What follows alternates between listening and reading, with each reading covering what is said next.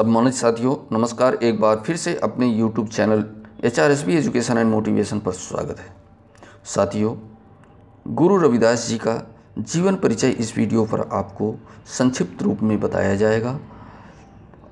इनका जन्म कहाँ हुआ था, कब हुआ था और कहाँ इनको निर्वाण प्राप्त हुआ था और इन्होंने समाज में, शिक्षा में क्या परिवर्तन लाए, इस वीडियो के माध्यम से आपको संपूर्ण जानकारी मिलेगी।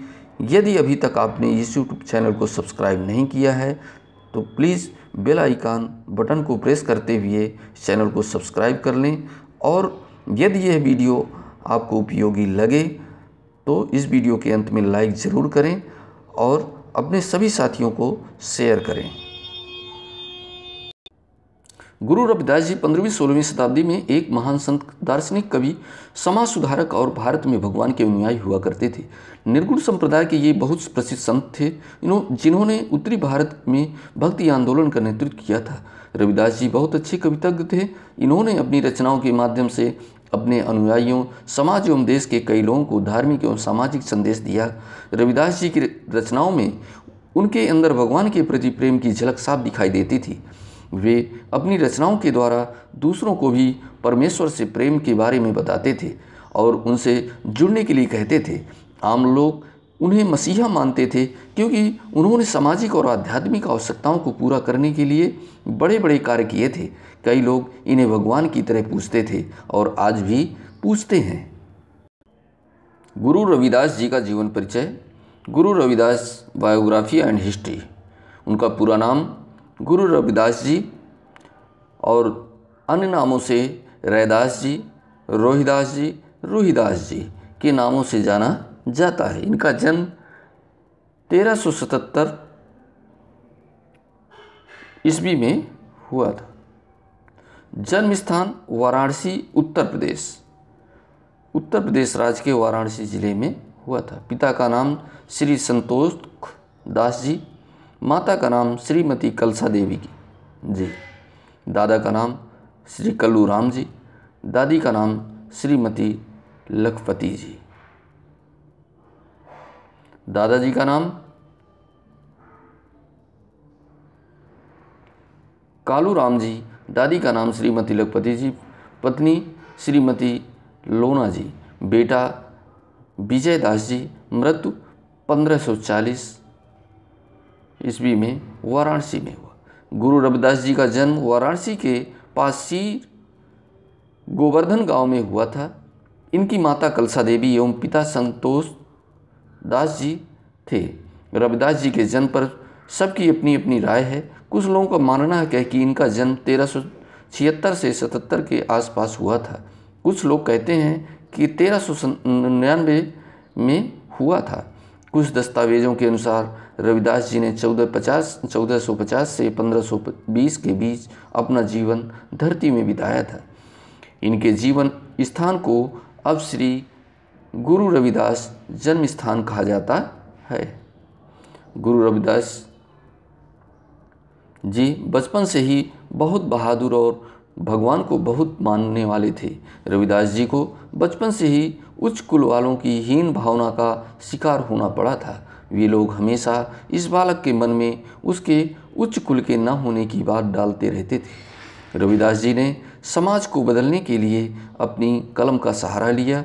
वे अपनी रचनाओं के द्वारा जीवन के बारे में लोगों को समझाते, लोगों को शिक्षा देते कि इंसान को बिना किसी भेदभाव के अपने पड़ोसी से अपने समान प्रेम करना चाहिए। रविदास जी की शिक्षा। बचपन में रविदास जी अपने गुरु पंडित शारदानंद की पाठशाला में शिक्षा लेने जाया करते थे। कुछ समय बाद ऊंची जाति वालों ने उनका पाठशाला में आना बंद करवा दिया था। पंडित शारदानंद जी ने रविदास जी की प्रतिभा को जान लिया था। वे समाज की ऊंच नीच बातों को नहीं मानते थे। उनका मानना था कि रविदास जी भगवान द्वारा भेजा हुआ एक बच्चा है। जिसके बाद पंडित शारदानंद जी ने रविदास जी को अपनी पर्सनल पाठशाला में शिक्षा देना शुरू कर दिया।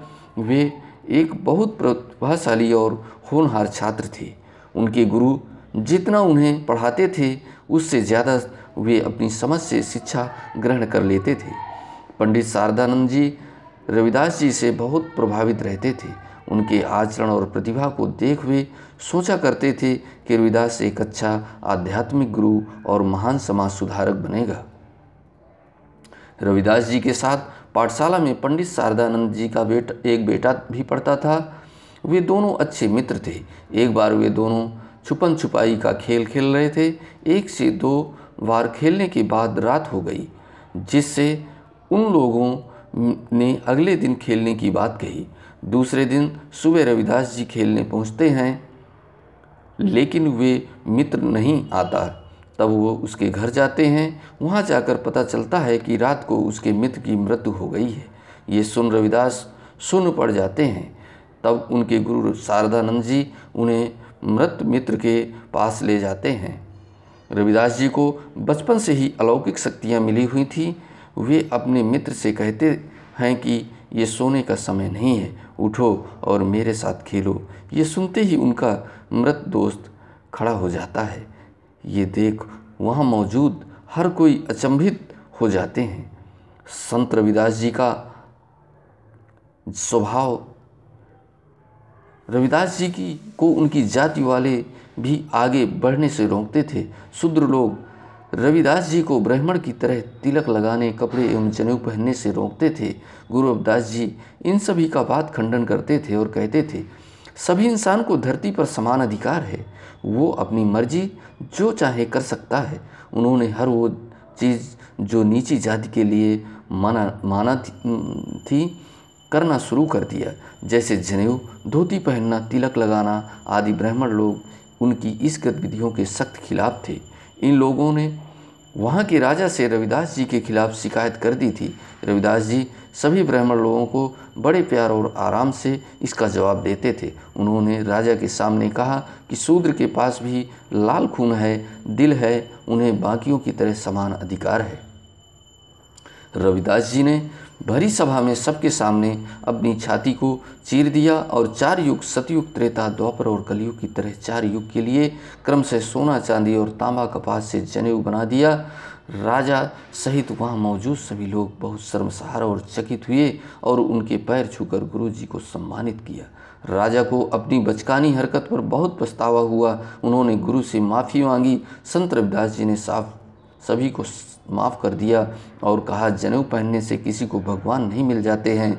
उन्होंने कहा कि केवल आप सभी लोगों को वास्तविकता और सच्चाई को दिखाने के लिए इस गतिविधि में शामिल किया गया है। उन्होंने जनेऊ उतार कर राजा को दे दिया और इसके बाद उन्होंने कभी भी न जनेऊ पहना न तिलक लगाया। ये साथियों गुरु रविदास जी की जीवन कहानी थी, जीवन परिचय था कि उनके जीवन में कितने उतार चढ़ाव आए और फिर भी उन विषम परिस्थितियों में उन्होंने अपने कर्तव्य और कर्म के प्रति संलग्न रहे और समाज में सुधारक का काम किया।